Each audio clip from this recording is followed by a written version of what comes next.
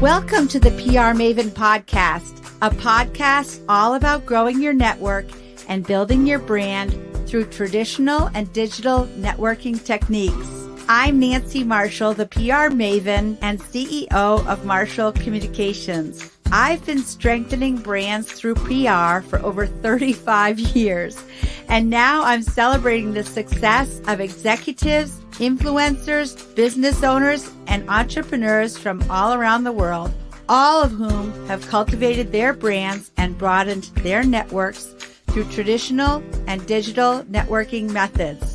Each week, I interview one of these interesting and influential individuals and provide an opportunity for you, the PR Maven Nation, to gain insights from their strategies and stories. So stay tuned for this week's episode, and thanks for listening.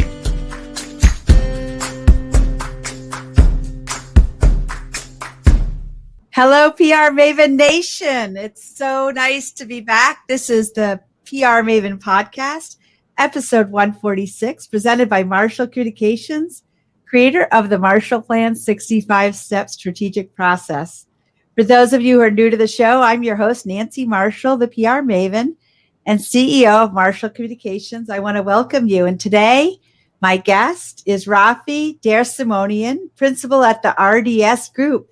Raffi, welcome to the PR Maven Podcast. Thank you so much, Nancy. I'm so pleased to be here with you today. So with over 20 years of experience in results-oriented public relations, marketing, and communications, Raffi DerSimonian has cultivated a comprehensive understanding of the intersection between institutional marketing, communications, advancement, and the arts. His experience includes learning new brand launches, leading new brand launches, developing marketing strategies, and planning advancement campaigns for a diverse range of institutions and organizations. Via the RDS Group, Raffi works in highly collaborative settings, which allow him to effectively navigate a range of complex and large-scale initiatives. Raffi, you and I connected recently, actually reconnected recently. We were just saying that perhaps we haven't spoken with each other for like 11 years, which is crazy. Yeah. But you wrote me a really heartfelt note in the mail, which was so touching. And I was pleased and impressed because, well, you're a younger generation than I am. And a lot of times that younger generation doesn't learn how to write letters. And obviously someone taught you. So tell me the importance of a handwritten note. Yeah. Well, thanks so much, Nancy. Yep. Last summer, I think it was, I read your book. And one of the things that struck me, that resonated with me was, something I learned that we both have in common is an appreciation for handwritten mail. And similarly to you, Nancy, I developed a knack for it through handwritten correspondence with my friends from summer camp growing up. I spent 2 weeks out of each year at an Armenian camp in Connecticut for folks of Armenian American descent. And it was my favorite 2 weeks out of the year, formed some amazing friendships. And throughout the other 50 weeks of the year, would have pen pals that would write. And there's nothing better than going to your mailbox and getting something that isn't a bill or isn't some sort of digitized piece of mail. And then also my mom is also very much a believer in handwritten correspondence. And it's something that she's passed on to me. And in my field, in advancement where I cut my teeth in higher education, handwritten correspondence is so important as a relationship building tool. And it's something that served me well. And I can see why you are also a fan of it. We live in this culture that's increasingly AI driven, artificial intelligence driven. And we're seeking that personalization through digital means. And there's such a low-hanging opportunity to rely more on handwritten correspondence as a relationship-building tool. Well, you and I have so much in common. First of all, mothers who were letter writers, because my mom was an active letter writer. It's kind of sad because she's 88 now and she can't control her hand well enough. She doesn't have strength in her hand, so she can't write letters anymore, which is very sad. But also, I too went to summer camp. I went to a 4-week summer camp in New Hampshire for 4 years as a camper, and then I worked there for 4 years. And it was really very impactful on my life, both in forming a lot of lifelong friendships, but also just learning leadership skills. Sometimes I feel like I learned more about leadership from my summer camp experience than all the schools that I went to. And I think just being active in the outdoors and having, adventures. I don't know about your camp, but we did a lot of overnight trips and sailing and canoeing and hiking. And, there was situations. One time we were on a canoe trip on Lake Winnipesaukee, and both the camp counselors were sick.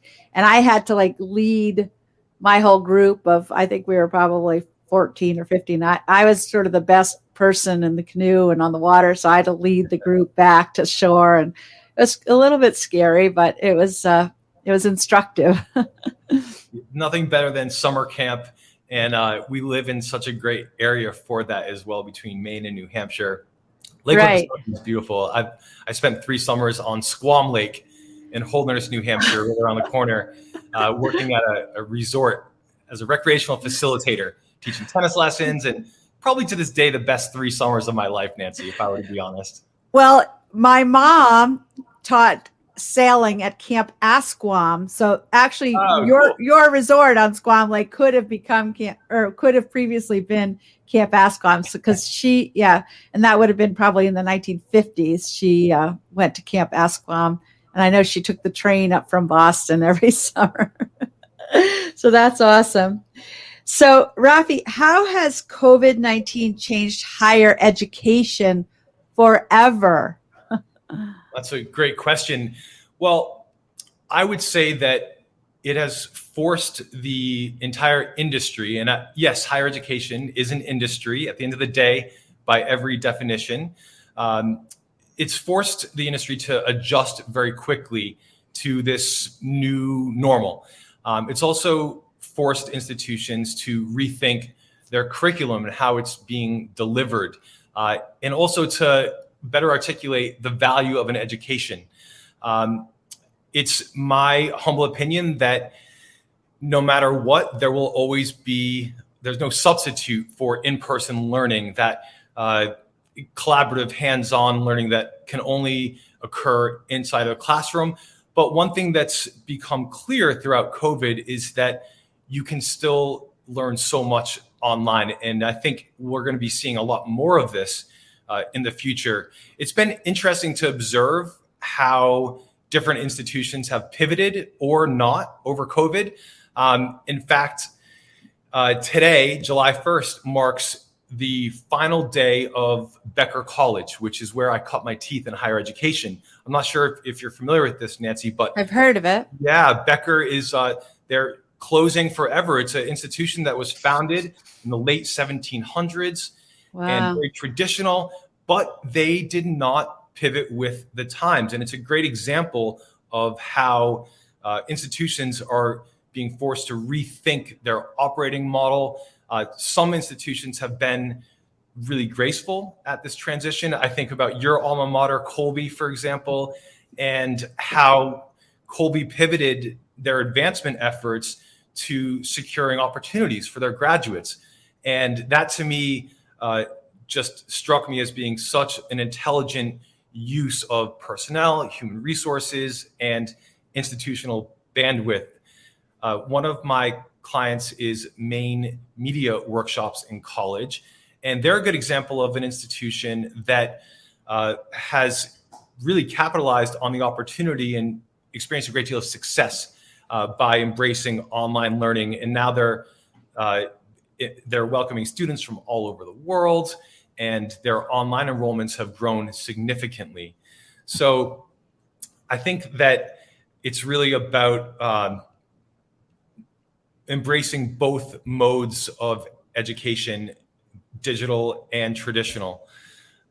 But it's no question about it that things aren't going back. And I think for any institution, it's really critical to be thinking about how their curriculum is being delivered. And it's forced some evolution, I think, similar to a lot of industries.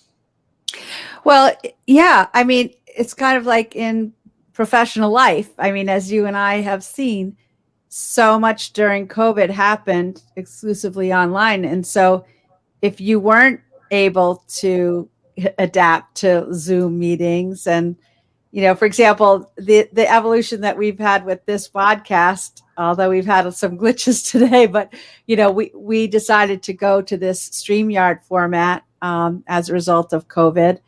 And so, yeah, in real life, we did, and I'm so tired of the word pivot, but we did pivot so much to online. But that's not to say that the in-person isn't important. And I almost feel like since COVID has subsided, we've been flooded with my schedule has just just blown up with in-person things. And I do think it's important to get back in person. But it's like, okay, there were some aspects of the COVID schedule that were appealing to me. I would agree with that.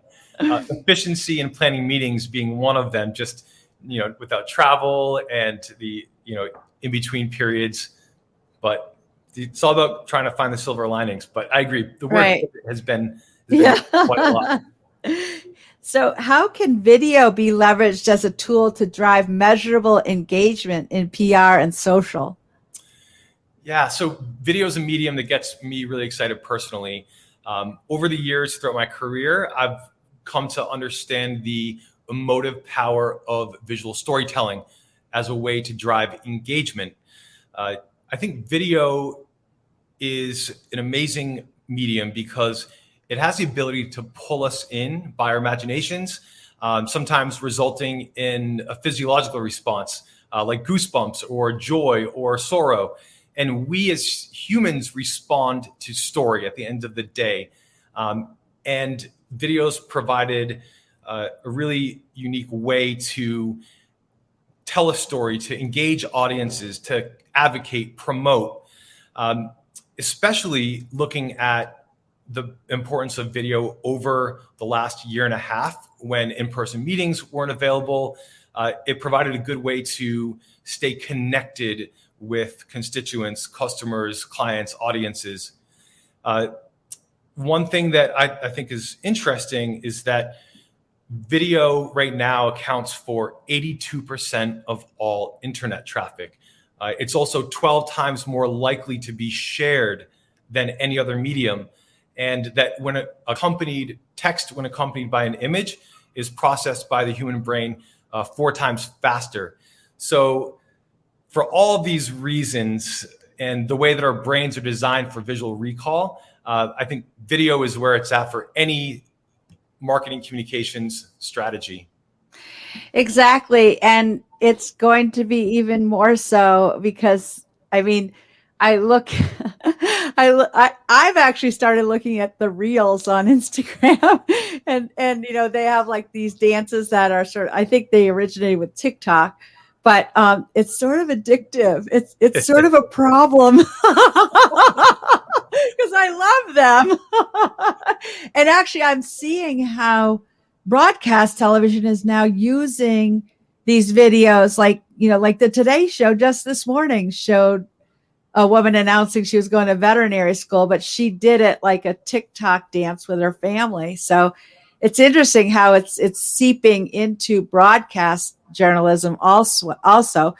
And, back in the day when I did the PR for Sugarloaf, which was admittedly in the 1980s, I'm a little embarrassed. It was a long time ago, but I remember contacting News Center Maine, which is our NBC affiliate, and saying, we've got a ski race here. We've got some of the top skiers from around the world going down the narrow gauge today. And I was like, we can shoot video and I'll drive it down. That's what I used to do. We used to have a 3/4 inch video deck.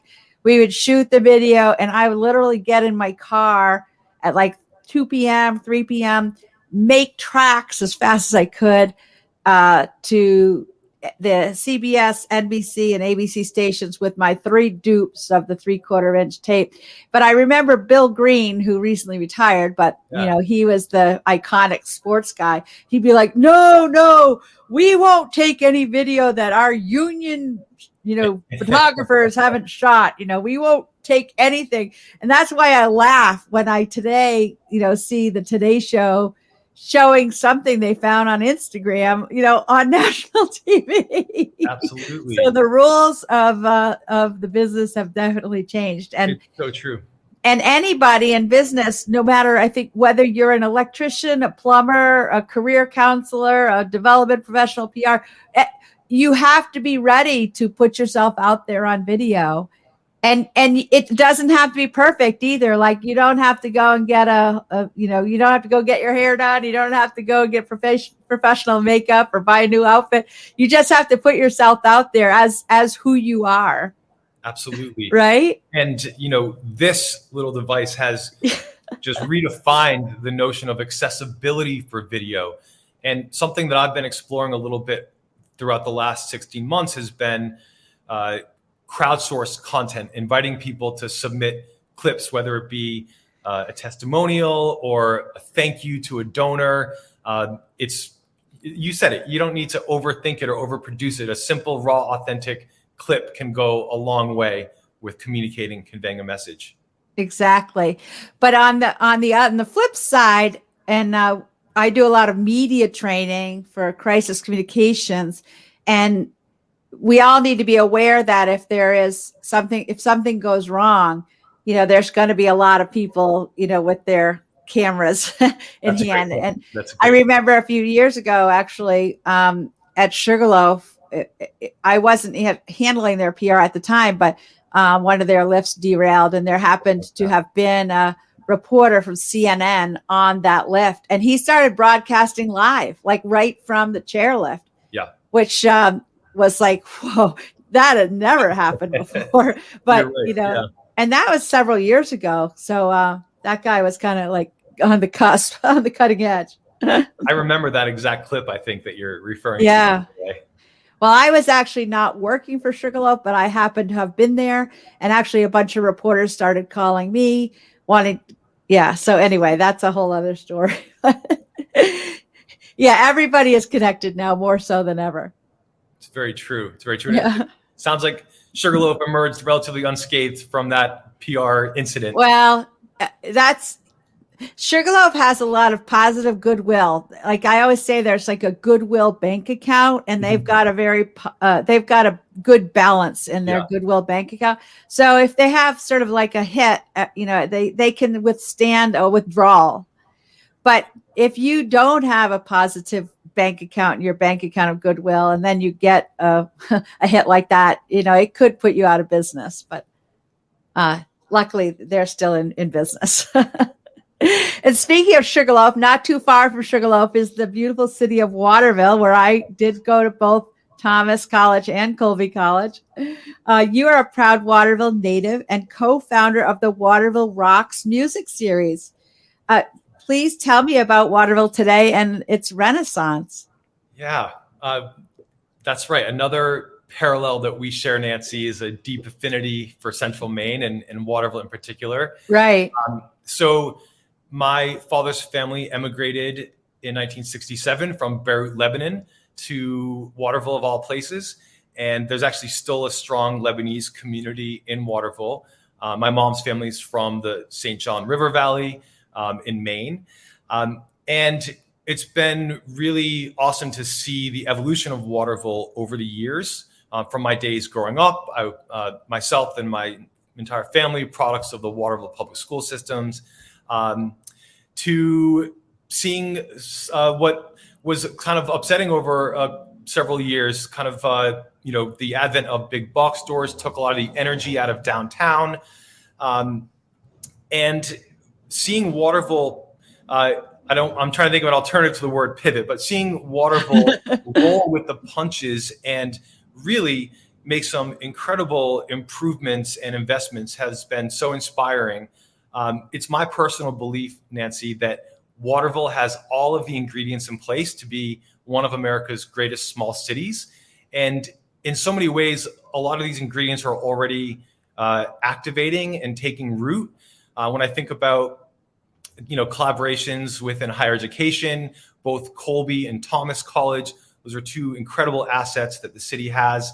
The Opera House is a gem, one of the nicest opera houses that I've seen. In fact, I just got tickets to see Chris Teal from National Public Radio, who's the plays for Nickel Creek in October. So I'm looking forward to that. And also the dining scene. There's amazing cuisine, Lebanese cuisine, Asian cuisine, some really great restaurants.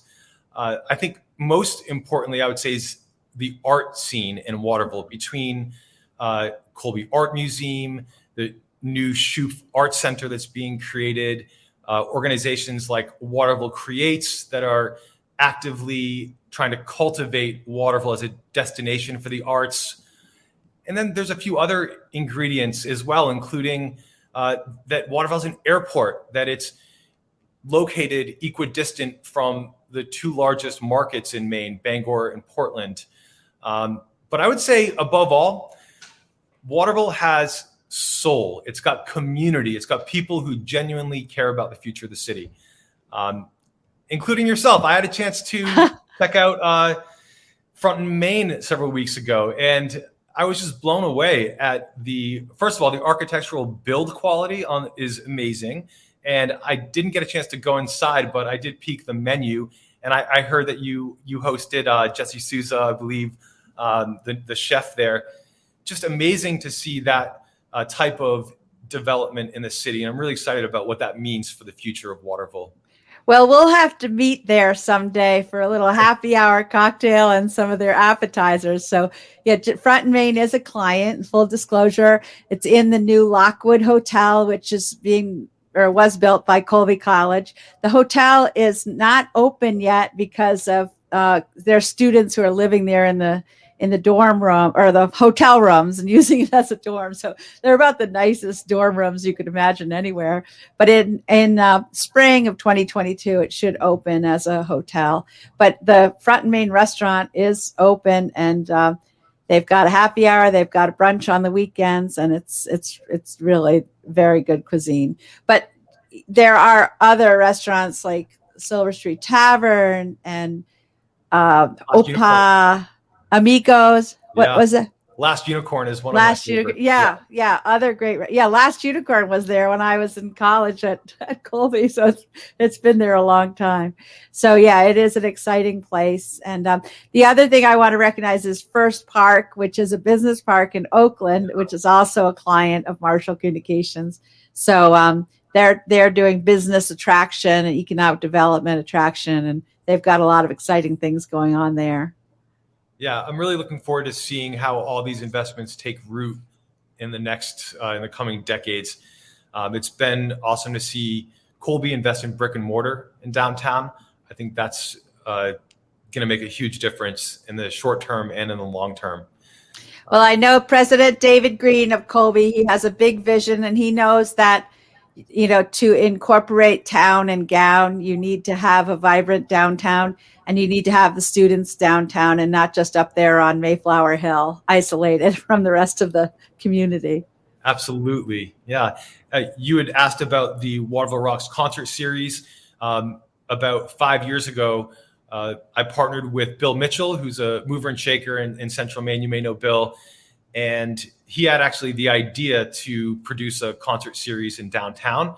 And while I've stepped away from organizing, it's been great to see it continue and flourish. And it's just one of the many examples of why it's worth checking out Waterville. There's so many exciting things happening, and makes me proud as a native to see it take root and to evolve in the way that it is.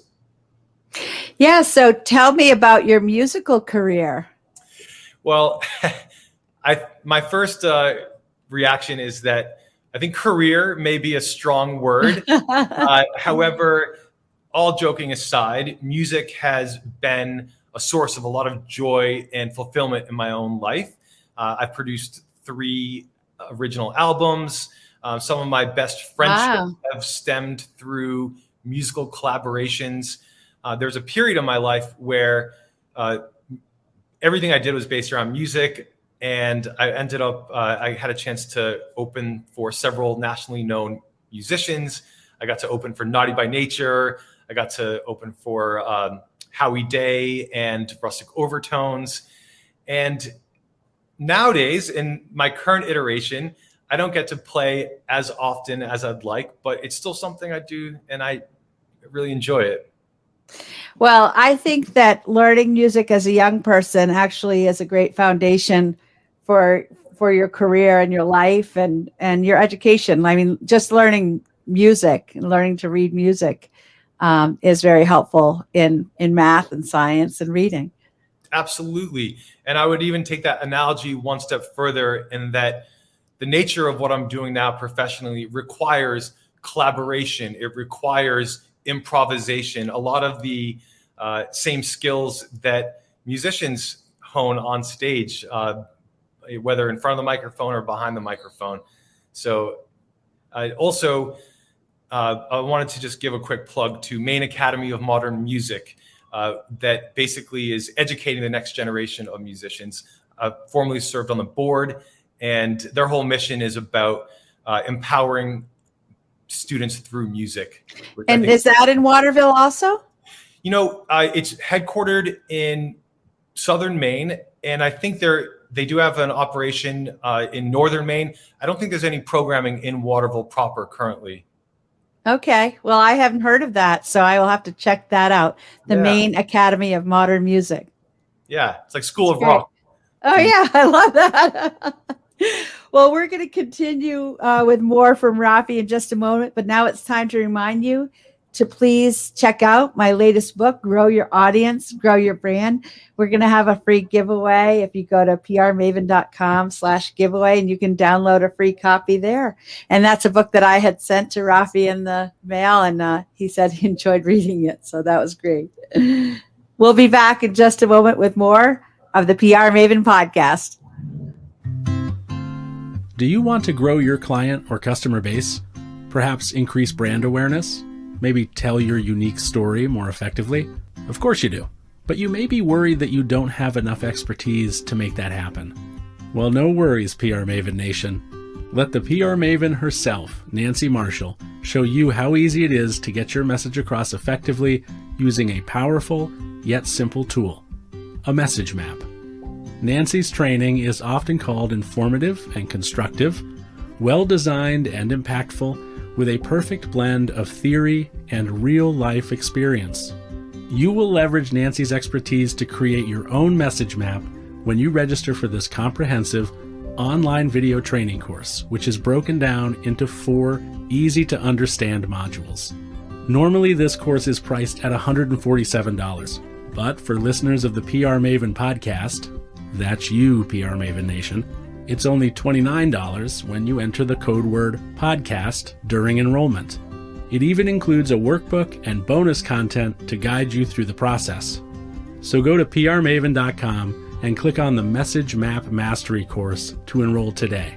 Remember, enter the word podcast during enrollment for a special discounted price of $29.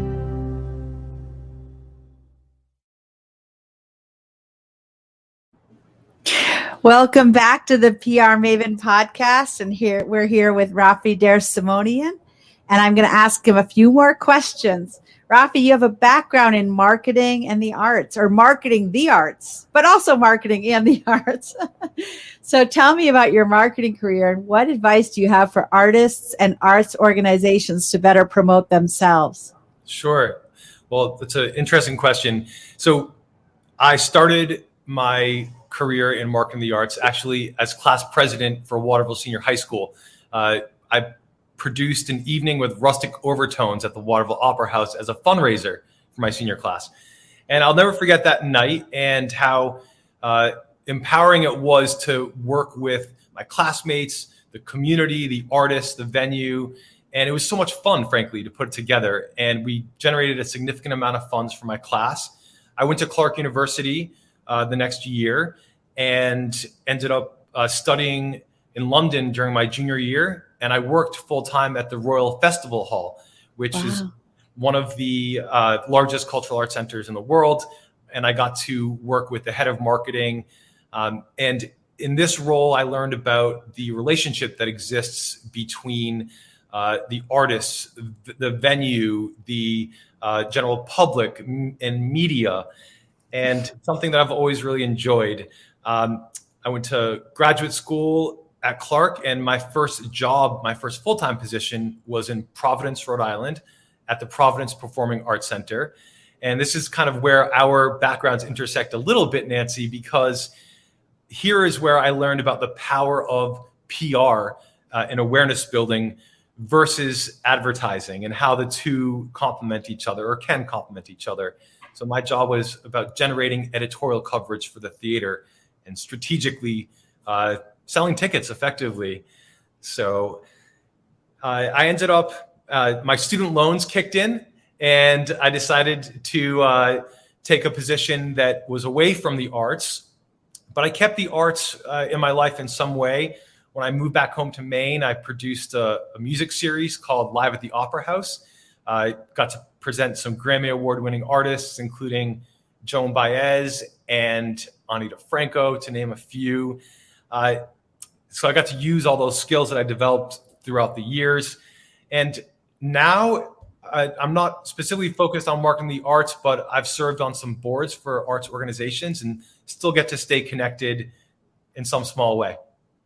Yeah, that's awesome. Sounds like you had a really great experience. And there's another parallel. I did my junior year abroad in France. Very cool. Yeah, so I benefited greatly from all that travel and exposure to different cultures. And I had a Euro pass like the whole time, so I was traveling all around. And my family is of German descent, so I spent a lot of time with my cousins in Germany, which was really, really great. That's fantastic. That must have been a lot of fun. It was invaluable. So you also have a background in marketing educational institutions. And what advice do you have for schools and colleges to promote themselves? Sure. So I think my biggest piece of advice would be to determine what sets your institution apart, what distinguishes your mission from the myriad of peers and competitors that are out there. I mentioned the example of Becker College, and I think it's so important with the competitive landscape in higher education that institutions delineate themselves from the landscape. Also, I would say that students want to see themselves when they're searching for college or university. So my philosophy is very much rooted in storytelling around students and faculty and alumni who are doing exceptional things. So at the end of the day, it comes down to several variables working in tandem. So it's more than having a great website. It's more than having flashy marketing materials. It's about identifying a messaging platform that is authentic and resonant for any institution. In general, my biggest piece of advice for any institution is to tell the stories of folks within the community that are doing exceptional things, that are living and breathing the institutional mission. And oftentimes that comes down to students, alumni, faculty who are pursuing great things in their chosen path. I think that's what resonates most authentically with audiences, and that is what most effectively tells an institution's story. Absolutely. And a brand is all about telling the stories of how people align with the brand. And part of it starts with really understanding what is the brand and, identifying the avatar or the persona of the brand. And then, just constantly telling stories in a whole variety of ways too, because different people use different media, obviously. I mean, many colleges and universities still do old fashioned like magazines and view books. And, alumni magazines. I know Colby has a really nice one, and I read it cover to cover every time I receive that. So, but I can imagine that some of the younger alums, like I'd be interested to ask my 28-year-old son, Craig, who also went to Colby, if he reads that alumni magazine or not. He probably would be more likely to watch a series of Instagram stories about it. Well, it's the term that we use is an omnichannel approach. And nowadays, institutions cannot afford just to have a view book or just focus on their website. It's about thinking about the full 360, all the different communication channels, and making sure that they're accurate and cohesive and reflective. Right. It's funny you use the word omnichannel, because back in the day before the internet, when I worked at Sugarloaf, I remember we used to say we have to assault all the senses of our people. We would picture somebody in Boston and they'd have to be like, we would hope they were seeing the billboards that were along Route I-93 or 495, or, be on WBZ radio and then be on WCBB TV and all, again, assaulting them from all angles, which sounds a little bit violent, actually. No, but it makes sense. You got to cut above the mix. Yeah. That's an interesting term. I'll have to borrow that. Yeah, you're welcome to. So you've also done some crisis communications planning, which I do also. It's not fun at all, when a client is in crisis, but at that time, emotions are running high, and that's when we can really be helpful to people. So what are your tips for organizations facing a crisis? Sure. It's been so interesting this past year and a half to observe all these institutions, virtually every single entity respond to COVID. And it's been interesting for me as a communications professional to observe the nuances and differences. But I would say a few themes that apply to any business, organization, institution include, first and foremost, having a strategy mapped out in advance of the crisis. And I cannot stress the importance of this enough, but having some sort of protocol in place makes the actual crisis communications planning that much easier. I would also say that timing matters, and it is all about being very responsive in your response. Even in some instances, even a few minutes or hours can make a big difference in the message being delivered. Something else is about being authentic and demonstrating empathy towards anyone who may be impacted by the crises. And this is really important as it relates to maintaining a human edge. At the end of the day, we are humans communicating with other humans. And then I would say it's about being reflective of your own organizational or institutional mission, vision, or core values. It's important that whatever message is developed, that it syncs up and reinforces whatever your mission, vision may be. And then finally, I would say just be brief, concise. It's all about as few words as possible to express the genesis of what needs to be said. Yeah, one of the things that we do when we're doing a crisis communications plan is create a message map that has a series of concise messages. It has a key message at the center and then a series of supporting messages. And all of them boil down to like 60-second sound bites that can be delivered quickly. And we try to get our clients to learn those sound bites in advance. And then, depending on what happens, they can customize it, but they will have rehearsed it and done media training in front of a camera so that they can deliver the messages with some fluency. Have you noticed an uptick in crisis communications work since COVID has taken root? Yeah, well, yes and no. I mean, we did a sizable amount of crisis prior. It's just, I guess maybe the crises have changed. Sure. Yeah, unfortunately. So, Raffi, is there a book, an app, a podcast, or a website that you have found particularly useful, and why? Yeah. So a dear friend of mine recommended a book to me several years ago called Ikigai, The Japanese Secret to a Long and Happy Life. And this is a book that I recommend to anyone because there's so many great nuggets of wisdom in there. The genesis of the book is about finding your own ikigai, which is, if you think about it as a Venn diagram, it's the intersection of what you love to do, what you're good at, what the world needs, and what you can get paid for. So it's a really interesting read. And I tell you what, the Japanese have so much figured out and dialed in. You know, I think about Marie Kondo and the art of tidying up. I need that. So I'm a big fan of Japanese culture, and I hope to not to mention sushi, which is my favorite food. Yes, well, I'm such a big fan of sushi. Me too. We'll have to meet for sushi sometime. That sounds great. I'd love that. So how can people get in touch with you if they want to follow up?